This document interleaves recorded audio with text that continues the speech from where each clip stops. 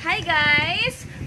Welcome back to my channel! Ayun na ba yan? Parang tanga to! Closed doors, I'm a fool for your love.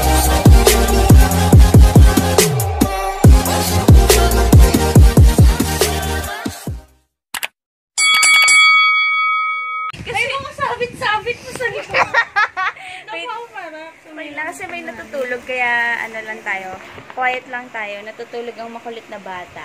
At hindi siya pwedeng magising kasi guguluhin niya tayo. Hi guys! Welcome back to my channel! And for today's video ay gagawa tayo ng eyelash perming. So, ngayon nabili namin sa Shopee itong hindi. Itong Meisheng.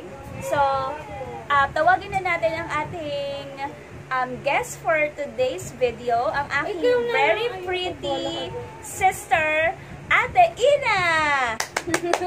Dito ka na! Ayun, bahala ka. Ikaw na lang. Ano ba naman yun? Parang mo naman to. Okay. Huwag na. Pakita mo na lang. So, ito yung ate ko. Yan. Ano pa yan? So, real life lang tayo. Kung ano yung nasa paligid natin, huwag tayong magpanggap kasi kung ano tayo, yun dapat tanggapin nyo. So, eto, nabili namin to for only $299. $299. So, tingnan natin kung effective talaga siya.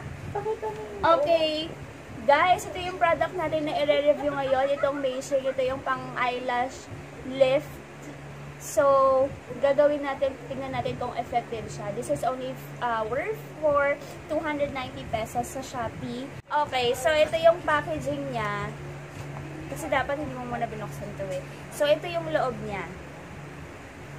So, para siyang product ng China. Yan, wala kang maiintindihan. So, gumamit ka ng Google Lens para malaman mo kung ano yung instruction na nasa loob. So, dito sa loob, may makikita kang ito. Perming rod. Ito yung rod, tinatawag nila. So, hindi ko alam kung saan siya gagamitin. Tanging ang expert lang ang nakakaalam. So, kapag bumili kayo nito, make sure na tama yung process na gagawin nyo, yung instruction. At kung hindi nyo kaya, magpatulong kayo. So, ito yung lavender. Ito yung lotion niya. Then, eyelash wave. So, ito yung color white, yung eyelash wave. And then, ito naman, eyelash oil. Ito naman oil. So, yun yung pinakalas. Ito yung pinakalas, ito yung cleansing water.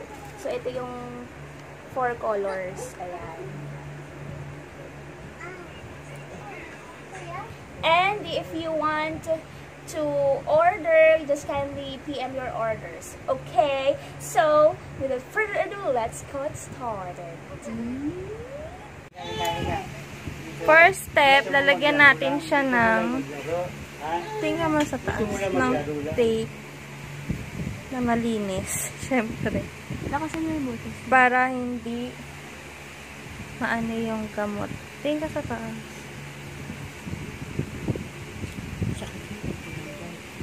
Ano ma? Wala na yung, hindi na siya masyadong madikit. Dapat pala yung may stand na. Tapos, kukuha kayo ng rod. Ito siya. Ayan. Kuha tayo ng isa. O, pakita mo yung mga fans natin. Mamaya pumost ko siya. Mama, di ba masakit sa mata yan? Ala siya! Huwag mo Oy. takpan kasi para marinig ako. Ayan. Tapos, etong rod, meron na siyang dikit. Kaya lang di siya masyadong madikit. Kaya lalagyan natin siya ng ko. Baka nag-stop. glue stick. Ay, glue stick! Wag mainit yun. Masakit sa mata. Ano ba yan? Yung Eyelash glue. Eyelash glue. Bakit? Mia Marimar. Bakit? Wala kang video. Ayan. Ay, Bukas birthday ko. Mama, dito po nagsalita. Naka-vlog kami. Naka-vlog kami. Glue stick. Ay, ayan. Lalagay lang kayo ng ano, ng glue dito. Pwede Tapos akong- patuyuin nyo. Pwede ako pumikit? Oo, nakapikit ka Pikit na. na lang talaga. Ayan. Tapos patuyuin nyo lang muna para dumikit. Kailangan mahipan. Ay,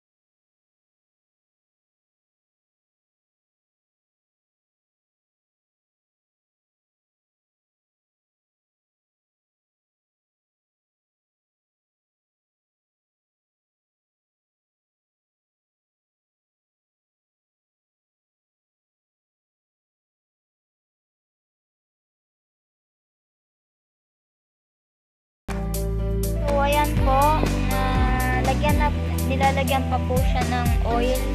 Oil ba yun? Ay, hindi siya oil. Firming. Ayun. Firming. Ayan, after this, leave mo siya ng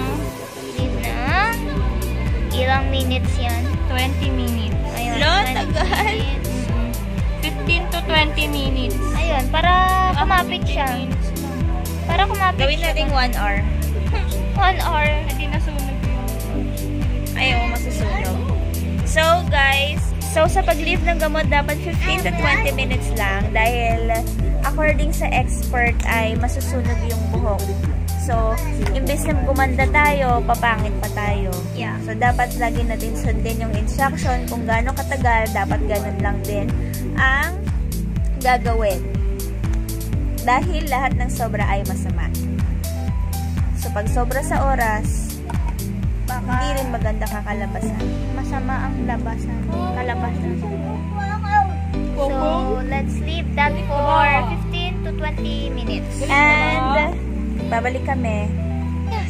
Hi, and we're back. So, the 20 minutes is done already. And, ano nung gagawin natin, Mayordoma? Next step, itong Color White Eyelash Lotion. Ito yung ano bang tawag doon?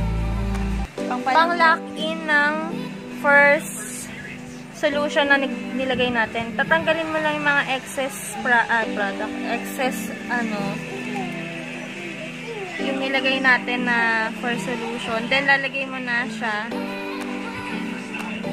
evenly.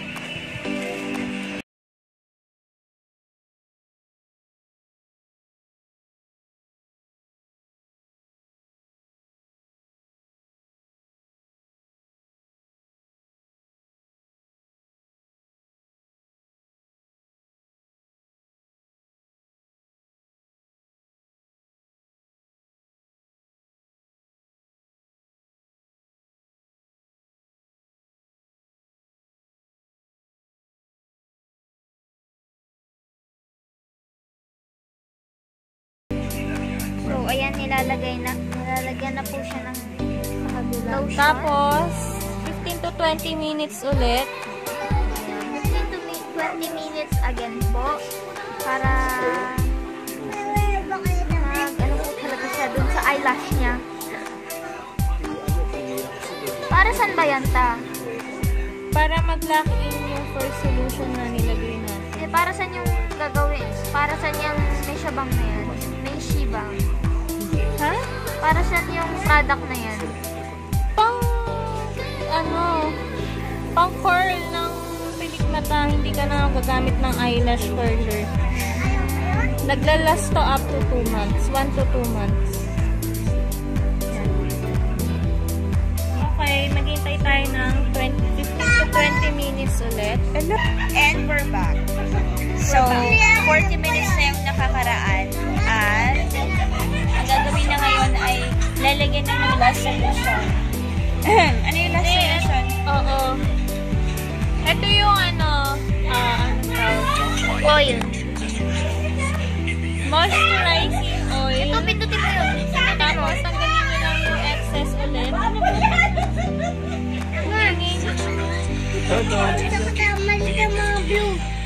Kumuha ako ng panibago ng cotton.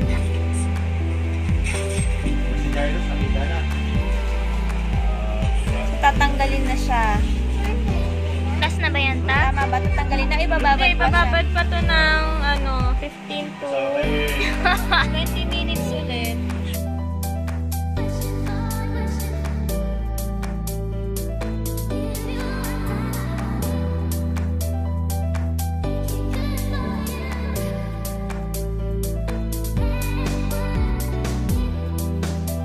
Ayan. Para tanggalin mo yung Pandikit. pandikit saka eyelash rod using this one. Okay. 15 minutes. Ayan. Pwede na natin siyang i-remove using the cleansing water. Dahan-dahan lang kasi medyo masakit yung pagkakadikit ng Ayan, nakikita nyo na ba? Na-curl na siya. O, diba? naman, di mo mahanap?